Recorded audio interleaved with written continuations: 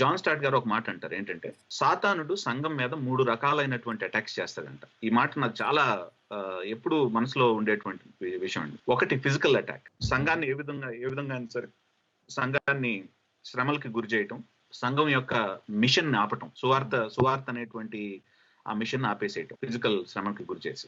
రెండవది అబద్ధ బోధకుల్ని సంఘం లోపలికి పంపించి సంఘం యొక్క మిషన్ ని ఆపివేయటం. కానీ మూడవది చాలా ఇంపార్టెంట్ విషయం చెప్తాడు. ఈ రెండు ఎట్లాగైతే సాతాను ఉపయోగిస్తాడో మూడవది కూడా ఈక్వల్ గా ఉపయోగిస్తాడు అంటాడు. ఏంటంటే సబ్ స్టాండర్డ్ క్రిస్టియన్ లివింగ్. క్రైస్తవులు వాళ్ళు మాట్లాడేటువంటి స్పీచ్ లో గానీ, లేకపోతే వాళ్ళు వ్యవహరించేటువంటి విధానంలో గానీ, వారు జీవించేటువంటి విధానంలో గానీ సబ్ స్టాండర్డ్ క్రిస్టియన్ లివింగ్ అనుకుంటే అది కూడా సంఘం యొక్క మిషన్ ఆగిపోతుంది, గాస్పల్ మిషన్ యాక్చువల్ గా హ్యాంపర్ అయిపోతుంది అంటాడు ఆయన. This is right on the point. We need to really remember that. ఏంటంటే మన స్పీచ్, వీళ్ళు ఇట్లా మాట్లాడారు కాబట్టి వాళ్ళని నేను ఏరా పోరా అంటూ మాట్లాడటం, వాళ్ళు బూతులు మాట్లాడారు కాబట్టి నేను కూడా బూతులు మాట్లాడటం, వాళ్ళు చాలా డిజానరబుల్ గా మాట్లాడారు కాబట్టి చాలా మంది మాటలు మాట్లాడుతుంటారు. ఏంటంటే నా దేవుడిని యాక్చువల్ గా దూషించినటువంటి వ్యక్తికి గౌరవించాల్సినటువంటి అవసరం నాకు లేదు. అవసరం ఉంది, నువ్వు క్రైస్తవుడివి, అందుకనే అవసరం ఉంది నీకు.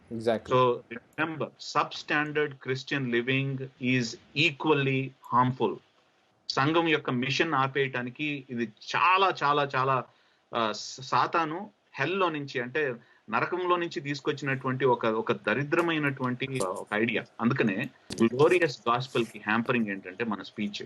దాన్ని ఎట్లా ప్రజెంట్ చేస్తున్నాం అనేటువంటిది మనం కనుక జాగ్రత్తగా వ్యవహరించకపోతే సువార్తలో ఉన్నటువంటి శక్తిని మనమే యాక్చువల్ గా గాలి తీసేసినటువంటి వాళ్ళుగా తయారవుతున్నాం. ఏంటంటే సువార్త నా మీదే పనిచేయనప్పుడు, సువార్త నా స్పీచ్ నే, నా యొక్క మాట తీరునే కనుక అది నిజంగా ప్రభావితం చేయకపోతే, నేను ఆ సువార్తను బయట వాడికి చెప్తే ఉపయోగం ఉంది దానివల్ల? నీ మీద ఉపయోగపడతలేదు, ఇంకా మాకెందుకు చెప్తున్నాను. చాలా మంది అనుకోవచ్చు ఏంటంటే, బ్రదర్ మీరు ఈ విధంగా చెప్పడం వల్ల యాక్చువల్ గా మీరు బయట ఉన్నటువంటి వాళ్ళకి మీరు ఆస్కారం ఇస్తున్నారు, వాళ్ళు ప్రతిసారి మేము మాట్లాడిన ప్రతిసారి కూడా వాళ్ళు వచ్చి సువార్త మీ మీద పని చేయట్లేదు మాకెందుకు చెప్తున్నారు అంటారని అనుకోవచ్చు. ఒకవేళ బయట వాళ్ళు ఆ మాట అంటుంటే మీరు చూసుకోవాల్సింది ఏంటంటే, మమ్మల్ని కాదు, మేము ఇచ్చిన స్టేట్మెంట్ ని కాదు, మీ యొక్క వ్యవహార తీరు మీద చూసుకోవాలి. ఏంటంటే ఇఫ్ ఎన్ అన్బిలీవర్, ఒక అవిశ్వాసి గనక మీ యొక్క మాట తీరులో ఒక ప్రాబ్లం ని కనిపెట్టాడు అంటే, I think you really need to see yourself in the light of the script once again.